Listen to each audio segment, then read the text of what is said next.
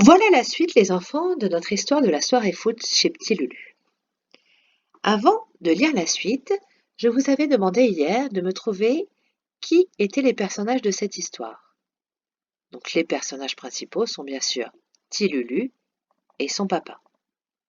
En personnage secondaire de cette première partie, on pourrait parler de la maman, mais qui n'est pas là, et du chat Gizmo, mais ce sont des personnages vraiment secondaires. Les personnages principaux sont Petit Lulu et son papa. Où se passe cette histoire? Au début, à la sortie de l'école, ensuite au supermarché, mais essentiellement cette histoire se passe à la maison de Petit Lulu et de son papa. Quand se passe cette histoire? Cette histoire se passe entre la sortie de l'école et le début de la soirée. Quelle était la situation initiale? C'est-à-dire quel est le décor au début? Au début, le nœud de l'histoire, c'est que le papa va chercher son fils à l'école parce que la maman est retenue au travail. Et le papa demande à Petit Lulu de se dépêcher parce qu'il y a match de foot le soir à la télévision et que le papa voudrait le regarder. Pour l'instant, on n'en sait pas plus. On a compris avec ce que faisait le papa et ce que faisait Petit Lulu un petit peu quels étaient les personnages, quels étaient les caractères des personnages de cette histoire. Le papa, il aime bien le foot, il veut se dépêcher, mais il prend quand même le temps d'expliquer des choses à son papa, à son fils, et de l'appeler capitaine jambe de bois qui joue au lieu de se laver. Ensuite, il le lave.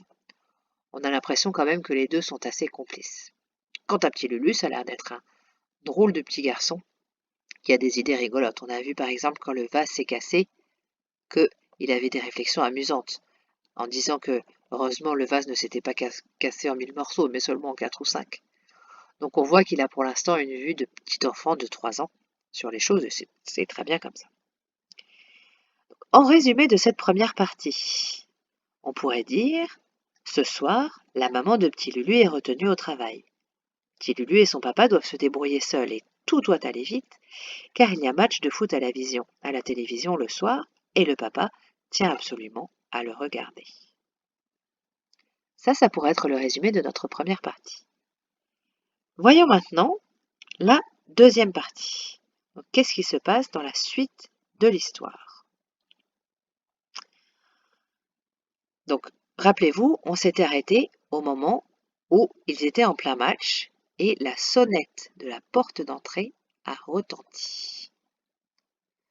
Oh, ce n'est pas vrai, a grommelé papa. On est toujours dérangé dans les moments capitaux, c'est-à-dire dans les moments importants. On est allé ouvrir. C'était Monsieur Jolibois, le nouveau chef de mon papa. Et je suis sûre que vous n'aviez pas pensé à cette possibilité-là. A balbutié papa en écarquillant les yeux.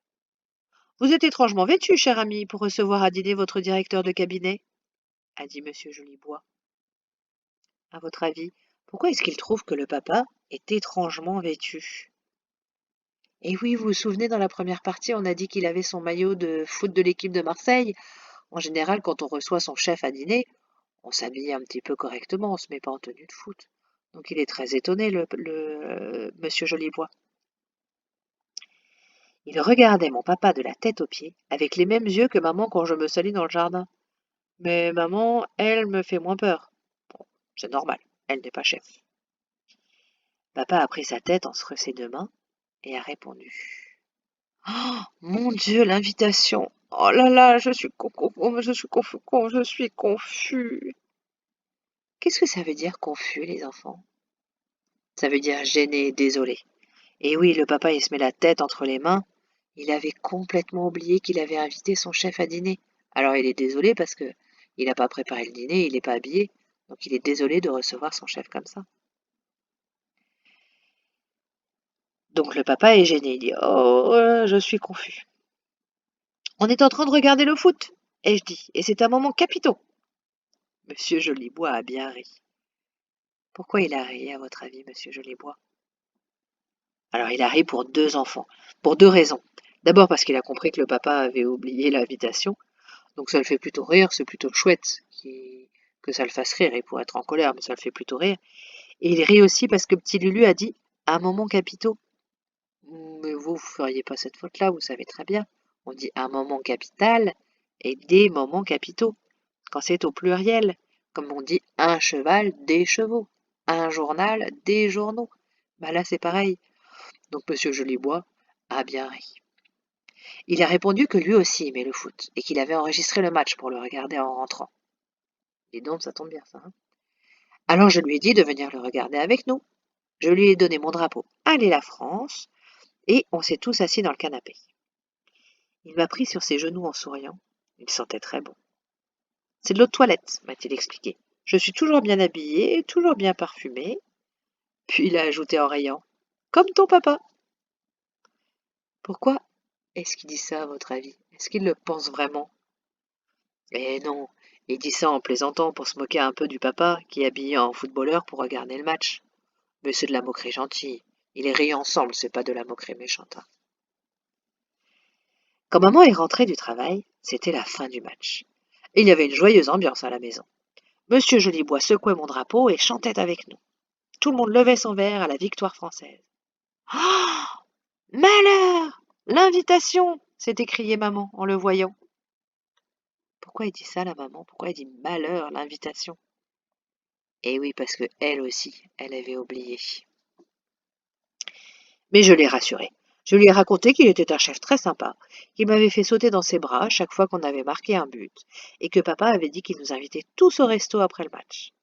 Et c'est vrai, il nous a invités à la Marmite de Gargantua, le restaurant qui est juste derrière chez nous. Moi, j'aime bien manger au restaurant. Il y a des frites et du steak haché pour les enfants. Pour les adultes, il y a des plats moins bons, mais bon, comme ils sont grands, ils peuvent se forcer un petit peu. Est-ce qu'à votre avis, c'est vrai ça, les enfants? Est-ce que vous pensez que les plats des adultes sont moins bons? Non, bien sûr que non. C'est que les enfants en général préfèrent manger des steaks hachés et des frites, mais les parents, ils aiment mieux autre chose. Donc au restaurant, chacun choisit ce qu'il veut. Et puis, si c'était pas ce qui plaisait aux adultes, ils n'iraient pas dans ce restaurant-là ou ils ne commanderaient pas ces plats-là, bien sûr. Donc petit Lulu, il n'a pas encore tout à fait compris qu'au restaurant, chacun choisit ce qu'il aime et ce qu'il veut. Mais c'est normal pour l'instant. Encore une fois, il a 3 ans. Donc il pense que tout le monde est comme lui, c'est normal à son âge. Chez vous, normalement, c'est plus le cas. C'était la première fois que maman rencontrait le nouveau chef de papa. J'en ai donc profité pour faire les présentations. Il s'appelle Monsieur Jolibois, ai-je expliqué. C'est le directeur des cabinets de papa. Alors, ils sont très bons l'eau des toilettes. Alors, qu'est-ce que vous en pensez? Qu'est-ce qu'il dit, petit Lulu? Il pense que c'est quoi le métier de Jolibois? Il pense que c'est le directeur des cabinets. Est-ce que vous comprenez pourquoi c'est drôle? Qu'est-ce que c'est cabinet? Ça peut être deux choses. Un directeur de cabinet, cabinet au singulier, ça veut dire le chef d'un département, d'une équipe de travail. Et petit Lulu, lui, il a compris que ça voulait dire toilette. Les cabinets, c'est l'autre mot des toilettes, là où on va faire pipi. Et alors, du coup, l'eau de toilette, normalement, c'est un parfum. Et lui, il pensait que c'était l'eau des toilettes, là où on fait pipi. Oh, il est rigolo, ce petit Lulu. Je compte sur vous maintenant pour continuer à réfléchir à qui sont les nouveaux personnages de cette histoire, quel est le problème, comment se termine cette histoire, et essayer de faire un résumé de l'histoire en entier. Travaillez bien!